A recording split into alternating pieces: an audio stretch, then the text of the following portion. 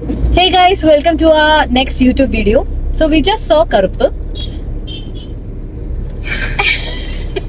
ഈ സോഷ്യൽ മീഡിയയില് കറുപ്പിന്റെ ഹൈപ്പ് കണ്ടിട്ട് ജസ്റ്റ് ഒന്ന് കാണുമ്പോ ഇതാ ഭയങ്കര പടാണ്. അതിരടിയൊക്കെ നോക്കുമ്പോ അതിരടിനേക്കാളും ഭയങ്കര ഹൈപ്പ്, അതിരടിക്ക് നെഗറ്റീവ് റിവ്യൂ.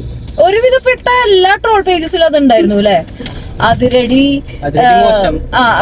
സൈഡായി പടം എന്നൊക്കെ പറഞ്ഞിട്ട് ഭയങ്കര സെറ്റപ്പ്. പിന്നെ അത് മാത്രല്ല, നീ RJ ബാലാജിയുടെ റിയാക്ഷൻ വീഡിയോസ് കണ്ടിരുന്നു. മെയിനായിട്ട് പിന്നെ സോഷ്യൽ മീഡിയ ഇഗ്നോർ ചെയ്താലും മറ്റേ RJ ബാലാജി ആ ഷോ കഴിഞ്ഞിട്ട് അവന്റെ കാട്ടായം മറ്റേ യെസ് എന്നൊക്കെ പറഞ്ഞിട്ടുള്ള കാട്ടായം മാത്രല്ലടാ, കരയുന്നു, അവന്റെ ആഹ്ലാദ പ്രകടനം അത് കണ്ടിട്ട് പെട്ടുപോയതാണ്.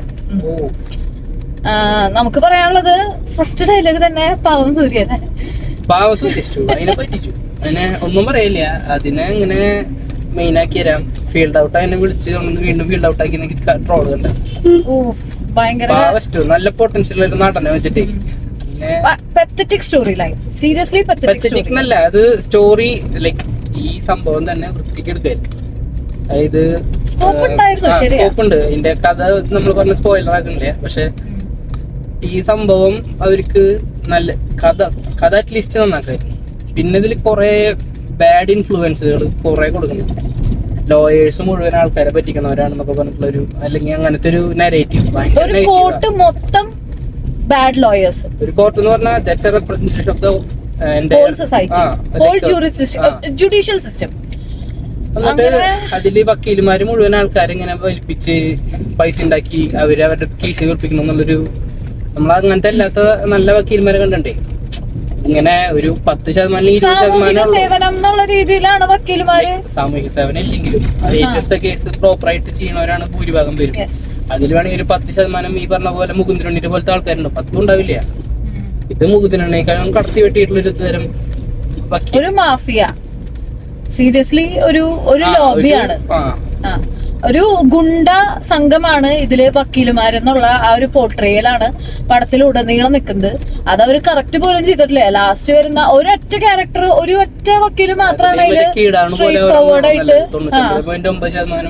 പൊട്ട വക്കീലന്മാര് പിന്നെ രക്ഷപ്പെടണ മാത്രം നല്ലതെന്നുള്ള പോലത്തെ ഒരു മെസ്സേജ് ഇല്ലാത്തൊരു പടം. പിന്നെ എന്ന് പറയുമ്പോ ജുഡീഷ്യൽ സിസ്റ്റത്തിന് തന്നെ മറ്റേ എന്താ പറയാ ചോദ്യത്തിന്റെ മുന്നിൽ നിർത്തണ പോലത്തെ ഒരു തരം ജഡ്ജിമാരും എല്ലാവരും കറക്റ്റ് എന്ന് പറഞ്ഞാൽ നമ്മൾക്ക് വിശ്വാസം അർപ്പിക്കാൻ പറ്റുന്ന ഒരൊറ്റ സേഫ് പോയിന്റും ഇല്ല എന്നുള്ള രീതിയിലാണ് ഈ പടം മുന്നോട്ട് കൊണ്ടുപോയേക്കുന്നത്.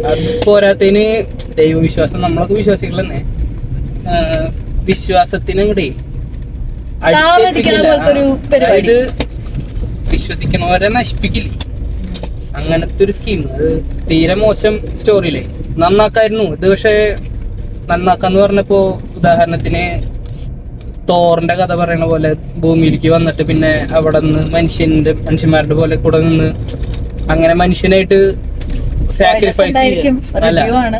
അല്ല ഇതൊന്നും സ്പോയിലറായിട്ട് കൂട്ടാൻ പറ്റില്ല. അങ്ങനത്തെ ഒരു സാധനം അങ്ങനെ എന്തെങ്കിലുമൊക്കെ ചെയ്യായിരുന്നു വൃത്തിക്ക്. നമുക്കൊരു മെസ്സേജ് വേണ്ട, അല്ലെങ്കിൽ കാണുമ്പോ ഒരു വൃത്തി തോന്നണ്ട. ഇത് വിത്തൗട്ട് സ്പോയിലേഴ്സ് പറയാണെന്നുണ്ടെങ്കിൽ ദൈവം വന്നു, ദൈവം ഭൂമിയിലേക്ക് വന്നിട്ട് ദൈവം ഒരു ഫുള്ളായിട്ട് തിരിച്ചു പോയി. ദൈവത്തിന്റെ പവറൊക്കെ ഇടയ്ക്ക് ബാറ്ററി തീരുന്ന പോലെ ദൈവത്തിന്റെ പവർ ചോർന്നു പോയി. അങ്ങനത്തെ ഒരു പോർട്രേയൽ അങ്ങനെയൊക്കെയായിരുന്നു വന്നിരുന്നത് ഈ പടത്തില്.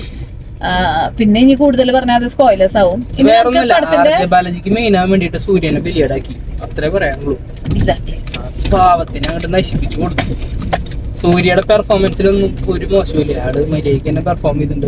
ഒരു ലാസ്റ്റ് സീക്വൻസ് ഉണ്ട്, ആള് എന്തായാലും ആള് ചെയ്യണ ഭാഗം ഒരിക്കലും ഒരു നെഗറ്റീവ് ആക്കിയിട്ടില്ല. ആ കൂടി ആളുടെ ഒരു മോശം പെർഫോമൻസ് കണ്ടിട്ടുള്ളത് ഈ കങ്കുവല മോഡേൺ സാധനം, അതല്ലാണ്ട് ഒരു വൃത്തിയായിട്ട പെർഫോമൻസ് ആളുടെ കണ്ടിട്ടില്ല. അതും സ്ക്രിപ്റ്റ് ഡിമാൻഡ് ചെയ്തിട്ടുള്ളതുകൊണ്ടാണ്. പക്ഷെ ഇതില് ഒരു ആക്ടർ എന്ത് ചെയ്താലും ഈ ഡയറക്ടർ അല്ലെങ്കിൽ സ്റ്റോറി ലൈൻ വളപ്പായി കഴിഞ്ഞു കഴിഞ്ഞാൽ പിന്നെ ആക്ടർക്ക് ഒറ്റയ്ക്ക് ആ സിനിമ രക്ഷിക്കാൻ പറ്റില്ല എന്നുള്ളത് നല്ല രീതിയിൽ പ്രൂവ് ചെയ്തൊരു പടമാണത്. പിന്നെ നേരത്തെ പാട്രിയറ്റ് എന്ന് പറഞ്ഞ പടം കണ്ടിട്ട് പറഞ്ഞിരുന്നു, ഒരു സ്റ്റോറി ലൈൻ തന്നെ വലിപ്പിച്ചിട്ട് അത് അവർക്ക് എഫക്റ്റീവായിട്ട് കൺവേ ചെയ്യാൻ പറ്റിയില്ല എന്നുള്ളത്. ഇതിൽ മൾട്ടിപ്പിൾ സ്റ്റോറി ലൈൻസ് ആയിരുന്നു, മൾട്ടിപ്പിൾ സ്റ്റോറി ലൈൻസ് എന്ന് പറഞ്ഞു കഴിഞ്ഞാൽ അപ്പൊ നമ്മൾ ഫസ്റ്റ് ഹാഫ് തൊട്ട് തുടങ്ങേണ്ടി വരും. ഫസ്റ്റ് ഹാഫിൽ ഒരൊറ്റ സ്റ്റോറി കൊണ്ടുപോയിരുന്നത് നമ്മുടെ ഇന്ദ്രൻസും അനഘയും ചേർന്നിട്ടായിരുന്നു. മലയാളീസിന്റെ ഒരു നിറ സാന്നിധ്യം തന്നെ ഈ പടത്തിലുണ്ട്. And Malayalees did a good job. നന്നായിട്ട് അവര് പെർഫോം ചെയ്തു. തമിഴ് പടം കണ്ട പോലെ തോന്നിയില്ല, മലയാളം പടത്തിന്റെ തമിഴ് ഡബ് എന്നുള്ള പോലെ നമുക്ക് ചിലപ്പോൾ. പിന്നെ ആദ്യമായിട്ടാണ് മലയാളം നല്ല വൃത്തിക്ക് ഒരു തമിഴ് പടത്തില് റെപ്രസെന്റ് മലയാളമായിട്ട് പറഞ്ഞു. അല്ലാണ്ട് ചേട്ടാ ഇങ്ങോട്ട് നോക്കൂ ആ സാധനം. എന്റെ പേര് ജോസഫ് കുരുവിള. മലയാളമായിട്ട് തന്നെ പറഞ്ഞിട്ടുണ്ട്. അതുപോലെ തന്നെ മെയിൻ കാര്യം നല്ല പെർഫോമൻസ് കാഴ്ചവെച്ചു. ഇന്ദ്രൻസ് ആക്ച്വലി ഓവർ ഷാഡോ ചെയ്തു നമ്മുടെ സൂര്യനെയും RJ ബാലാജിനെയും ആ കാര്യത്തില്. First half Indrans stole the show. പിന്നെ അനഘയും നന്നായി നല്ല പെർഫോമൻസ് ആയിരുന്നു അല്ലേ. ഒരു മലയാളം പടം കാണുന്ന ഒരു ഫീൽ തന്നെയായിരുന്നു. പിന്നെ ആ സ്റ്റോറി ലൈൻ അല്ല ഇയാള് ബുദ്ധിപൂർവ്വം ചെയ്തിട്ടുള്ള കാര്യങ്ങൾ ഇതില് 60% മലയാളം ലീഡ് ആക്ടേഴ്സ് ആണ്. ലൈക്ക് ലീഡ് ആക്ടേഴ്സിൽ മൊത്തം ലീഡ് ക്യാരക്ടേഴ്സ് മൊത്തം അതിൽ 60% മലയാളം ആക്ടേഴ്സ് ആയതുകൊണ്ട് ആ സംഭവം പോണ പോക്കുണ്ട്. പടത്തിന്റെ ആ ഒരു ലൈക്ക് ഒരു ക്രിഞ്ച് പരിപാടി തോന്നില്ല നമുക്ക്. പടത്തിലത്തെ വലിയ ഫ്ലോസ് ഒക്കെ മലയാളം ആക്ടേഴ്സിനെ വെച്ചിട്ട് നികത്താൻ നോക്കി, അങ്ങനെ പറയാം.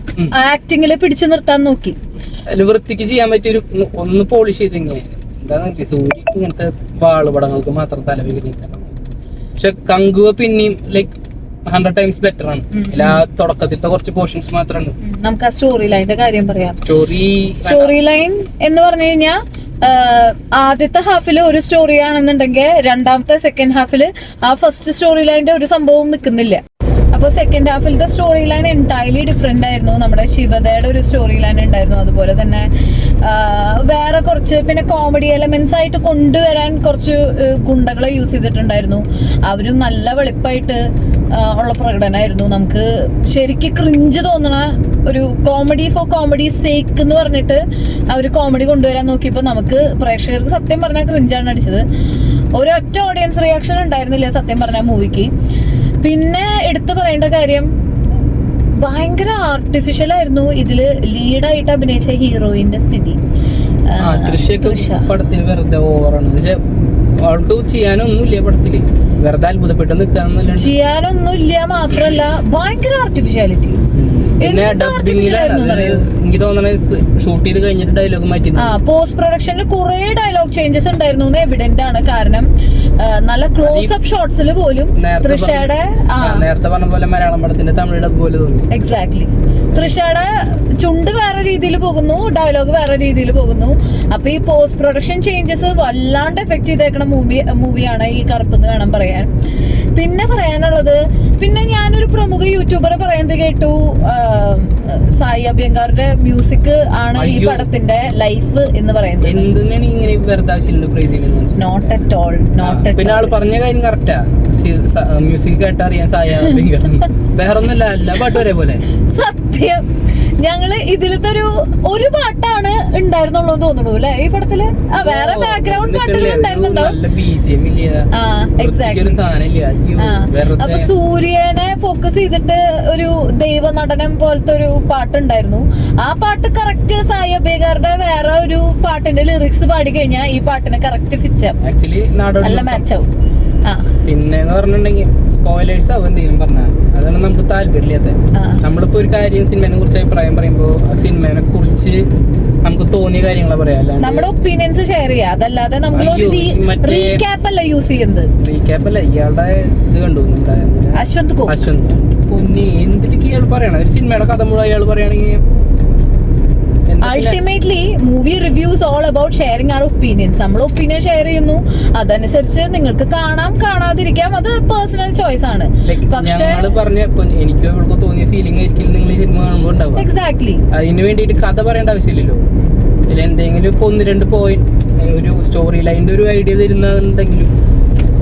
ഞങ്ങളിത് സിനിമ കഴിഞ്ഞിട്ട് ഇയാളുടെ റിവ്യൂ കിട്ടും. ഇയാള് സിനിമ മുഴുവൻ പറഞ്ഞിട്ടുണ്ട് എന്തൊക്കെ എങ്ങനെയൊക്കെയാണ്. ദയവ് ചെയ്തിട്ട് അങ്ങനത്തെ റിവ്യൂ ഒന്നും കാണാണ്ടിരിക്കുക.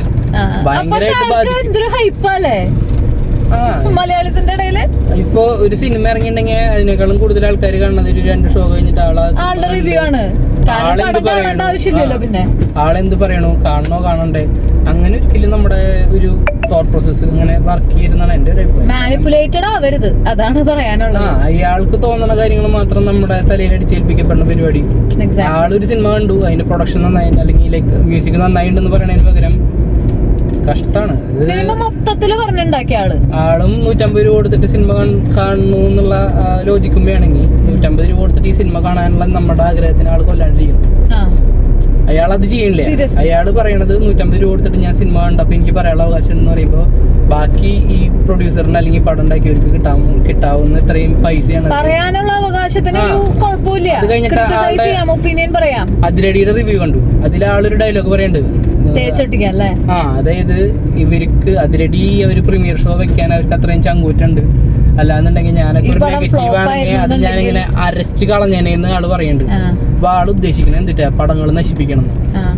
പിന്നെ വേറൊരു കാര്യം പറയാനുള്ളത്, ഇപ്പൊ ഈ കറുപ്പ് ഞങ്ങള് കാണാൻ ഇടയായതും ഈ സോഷ്യൽ മീഡിയ ഇൻഫ്ലുവൻസ് കാരണമാണ്. അപ്പൊ സോഷ്യൽ മീഡിയ അശ്വന്ത് കോക്കല്ല, വേറെ പേജസും കാര്യങ്ങളൊക്കെ പറഞ്ഞിട്ട്. അപ്പൊ ഇവിടെ ഞങ്ങൾക്ക് പറയാനുള്ള കാര്യം എന്ന് പറഞ്ഞു കഴിഞ്ഞാൽ social media can change the way you look at things. അത് നമ്മൾ കോൺഷ്യസ് ആയിരിക്കണം. നമ്മളായാലും നമ്മളിപ്പോ അഭിപ്രായം പറയുന്നത് സോഷ്യൽ മീഡിയ കൂടെ, പക്ഷെ നമ്മള് ശ്രമിക്കുന്നുണ്ട് മാക്സിമം ലൈക്ക് നമ്മൾ പറയണത് കേട്ട് ഇൻഫ്ലുവൻസ്ഡ് ആവാണ്ടിരിക്കാനായിട്ട്. അതായത് പടം മോശം എന്നുള്ളത് ഞങ്ങളുടെ അഭിപ്രായം, നിങ്ങൾക്ക് അഭിപ്രായം മാറാം എന്ന് വിചാരിച്ച് സോഷ്യൽ മീഡിയയിൽ നമ്മൾ എത്ര പവർ ഉണ്ട്, നമുക്ക് ആ പവർ എക്സേർട്ട് ചെയ്തിട്ട് നമുക്ക് ഇല്ലായ്മ ചെയ്യാൻ പറ്റും എന്നൊക്കെ പറയാന്ന് പറഞ്ഞു കഴിഞ്ഞാൽ that's a little too much. Ultimately it's what us people who think. നമ്മളുടെ ഒരു പവറാണ് സോഷ്യൽ മീഡിയ എന്ന് പറയുന്നത്. അപ്പൊ നമ്മളൊക്കെ ഇൻഡിവിജ്വൽസ് ആയിട്ട് വേണം സോഷ്യൽ മീഡിയയിൽ നിലനിൽക്കാൻ എന്നുള്ള ഒരു അഭ്യർത്ഥന മാത്രം ഉണ്ട് ഇവിടെ. പേഴ്സണലി പറഞ്ഞ അശ്വന്ത് കോക്കിന്റെ അൺസൈക്കബിൾ ആണ് കേട്ടോ. ആളെ പടത്തിലത്തെ ക്യാരക്ടറിന്റെ ലുക്കിൽ വന്നിട്ട് പിന്നെ നമ്മള് വന്ന് അശ്വന്ത് കോക്കിന്റെ അയ്യോ അശ്വന്ത് കോക്കിന്റെ റിവ്യൂ അല്ല, പക്ഷെ പറയാണ്ടിരിക്കാൻ അപ്പൊ ഇതാണ് നമുക്ക് കറുപ്പിനെ കുറിച്ചുള്ള analysis. Artificiality and RJ Balaji wanted a space to act. അവനൊരു നടനത്തിന് വേണ്ടിയിട്ടുള്ള ഒരു മൂവി എടുത്തു വെച്ചു. പക്ഷെ വേറൊരു കാര്യം പറയണല്ലോ, RJ Balaji was good at acting ചെയ്തിട്ടുണ്ട്. ക്രിഞ്ച് സ്റ്റഫ് ഒന്നും ഇല്ല, പക്ഷെ ആള് ക്യാരക്ടർ വൈസ് ക്യാരക്ടർ മോശം എന്നുള്ളൂ. പക്ഷെ സ്റ്റോറി ലൈൻ ബെറ്റർ ആക്കായിരുന്നു. പിന്നെ കുറെ സാധനങ്ങൾ അൺറിയലിസ്റ്റിക് ആയിട്ട് തോന്നി. നമ്മൾ ഒരു ഒമ്നി പ്രസന്റ് ആയിട്ടുള്ള ദൈവത്തിനെ കാണിക്കുന്ന സമയത്ത് ആ ഒമ്നി പ്രസൻസ് ഇല്ലാതെ ദൈവത്തിന് ഇങ്ങനെ കുറച്ച് ഇടവക മാത്രമുണ്ട് പവർ കാണിക്കാൻ. റേഞ്ച് പോവും. അങ്ങനത്തെ കുറെ അൺറീസണബിൾ ആയിട്ടുള്ള കുറച്ച് സാധനങ്ങൾ ഉണ്ടായിരുന്നു. അപ്പൊ അതൊക്കെയാണ് നമ്മൾ ഫീൽ ചെയ്തത്. If you want you can watch this movie in theatres. Theatre experience തന്നെ ഉണ്ടാവുള്ളൂ. OTT-യിൽ കണ്ടാൽ ഒന്നും തന്നെ നിങ്ങൾക്ക് ഫീൽ ചെയ്യുന്ന ഞങ്ങൾക്ക് പേഴ്സണലി തോന്നണില്ല. പിന്നെ ഒരു ഭാഗം എനിക്ക് സൂര്യയുടെ ഇഷ്ടപ്പെട്ടിട്ടുണ്ടായി, പക്ഷെ അത് നിനക്ക് ഇഷ്ടപ്പെട്ടില്ല. ലാസ്റ്റ് ആ ഒരു ഗോഡ്ലി ഗെറ്റപ്പിൽ വന്നത് എനിക്ക് ഇഷ്ടപ്പെട്ടു പേഴ്സണലി. പിന്നെ കൾച്ചറൽ ഡിഫറൻസസ് ഉണ്ട് ഈ പടത്തില്. അവരുടെ ഒരു ഫോർമുലയാണ് ആക്ച്വലി. അവരുടെ കൾച്ചർ തമിഴ് പീപ്പിൾ അതുപോലെ കന്നഡ പീപ്പിളിലൊക്കെ അവരുടെ വികാരത്തിനെ തുടർന്ന് ആ ഒരു ഫോർമുല വെച്ചിട്ടാണ് ഈ പടം മൊത്തത്തില് മെൻഡ് ചെയ്തേക്കുന്നത്. ആ ഒരു സംഭവം എനിക്ക് പേഴ്സണലി ആ ലാസ്റ്റ് ആ ഗോഡ്ലി ഗെറ്റപ്പില് സൂര്യയുടെ പെർഫോമൻസ് ഇഷ്ടപ്പെട്ടു. അതും ഓരോരുത്തരുടെ ഒപ്പീനിയൻ, ഇപ്പം നമ്മൾ തമ്മിൽ തന്നെ ഒപ്പീനിയൻ ഡിഫറൻസസ് ഉണ്ട്. So whatever it is, if you want watch the movie in theatres. പക്ഷെ അത്രയും വലിയ സ്പെക്ടാക്കുലർ ഒന്നുമല്ല ഈ പടം. ഈ സോഷ്യൽ മീഡിയയിൽ ഒന്നുമില്ല. ഞങ്ങള് ശരിക്കും അതിരടിനേക്കാളും അടിപൊളിയാവുമെന്ന് വിചാരിച്ചിട്ട് തന്നെയാണ് കാണാൻ പോയത്. പിന്നെ നമുക്ക് ഇതിനെ കുറിച്ച് ഒരു ക്ലൂ ഉണ്ടായിരുന്നില്ല. കറുപ്പ് എന്ന് പറയുമ്പോൾ ഇനിയിപ്പോ ഏകദേശം നമുക്ക് ഈ സൂപ്പർ നാച്ചുറലിന്റെ ഒരു ഐഡിയ ഉണ്ടായിരുന്നില്ല. ഞങ്ങള് വേറെ റിവ്യൂസ് ഒന്നും നോക്കാനൊന്നും പോയില്ല. ഞങ്ങള് ജസ്റ്റ് ട്രോൾ പേജസിൽ അതിരടിനെ തുക്കിയടിച്ചു നമ്മുടെ കറുപ്പ് എന്നുള്ള ഈ സാധനങ്ങൾ മാത്രമേ കണ്ടിട്ടുണ്ടായുള്ളൂ. അങ്ങനെ കണ്ടിട്ട് പോയതാണ്. അപ്പോ you do share your opinions in the comment section. So that's all, അല്ലേ? അപ്പൊ that's all for our YouTube video. Bye bye.